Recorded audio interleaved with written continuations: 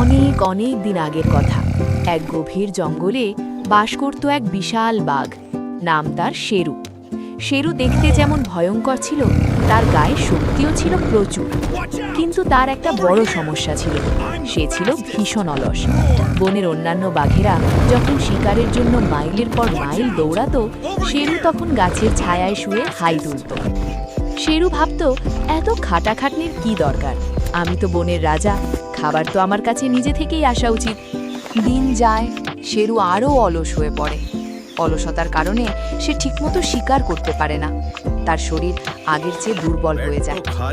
একদিন পেটের জ্বালায় টিকতে না পেরে সে এক খুন্দি আনল।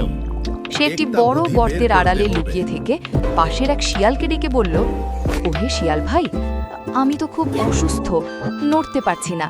তুমি কি দয়া করে বনের পশুদের বলবে আমার শেষ সময় আমাকে একবার দেখে যেতে?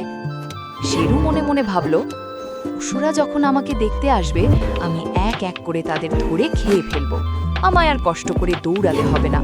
বনের পশুরা শেরুর অসুস্থতার খবর শুনে চিন্তায় পড়ে গেল। একটি ছোট হরিণ তাকে দেখতে এলো, কিন্তু হরিণটি ছিল খুব বুদ্ধিমান। সে গর্তের কাছে গিয়ে দেখল বাঘটি চোখ বন্ধ করে শুয়ে আছে, কিন্তু তার লেজটা মাঝে মধ্যে নড়ছে। হরিণটি দূর থেকেই বলল, মহারাজ, আমি শুনেছি বাঘ যখন সত্যি অসুস্থ বা মরণাপন্ন হয় তখন তার লেজ একদম নড়ে না, কিন্তু আপনার লেজ তো নড়ছে, তার মানে আপনি আমাদের ধোঁকা দিচ্ছেন। এই কথা বলেই হরিণটি বনের ভেতরে দৌড়ে পালালো। শেরু অলসতার কারণে তাকে তাড়া করার শক্তিও পেল না। ধীরে ধীরে বনের সব পশু জেনে গেল শেরুর শয়তানির কথা। এখন কেউ আর তার কাছে আসে না। শেরু এখন এতই দুর্বল যে সে একটা ছোট ইঁদুর ধরার ক্ষমতাও হারিয়ে ফেলেছে। অলসতা তার শরীরের সব বেশি শিথিল করে দিয়েছে। সে বুঝতে পারল, অলস বসে থেকে সে নিজেরই ক্ষতি করেছে। তার বনের রাজার সম্মান এখন ধুলোয় মিশে গেছে। একদিন সে দেখতে পেল একদল পিঁপড়া তাদের শরীরের চেয়ে কয়েক গুণ বড় খাবারের দানা টেনে নিয়ে যাচ্ছে। সে ভাবল, এই ক্ষুদ্র পিঁপড়ারা যদি এত পরিশ্রম করতে পারে, তবে আমি কেন পারবো না? শেরু সেদিনই প্রতিজ্ঞা করল, সে আর অলস হয়ে থাকবে না। হব, কিন্তু পরিশ্রম দিয়ে।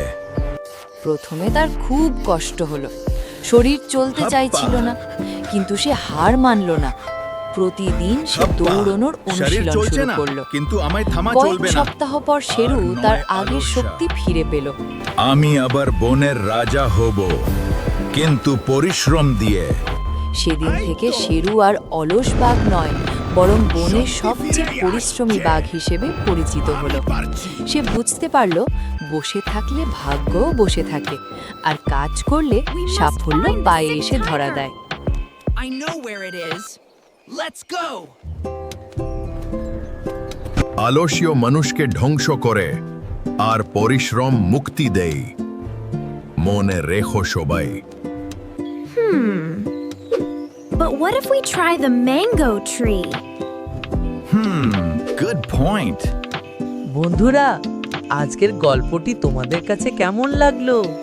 যদি গল্পটি তোমাদের কাছে ভালো লেগে থাকে আর যদি তোমরা চাও যে এরকম গল্প আমি আরও বানাই, তাহলে আমার চ্যানেল অবশ্যই সাবস্ক্রাইব করে দিবে, বেশি বেশি শেয়ার করবে আর লাইক করে দেবে। কিন্তু সবাই ভালো থেকো, বাই।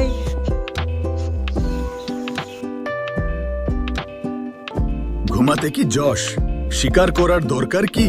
খাবার তো এমনি এমনি আসার কথা।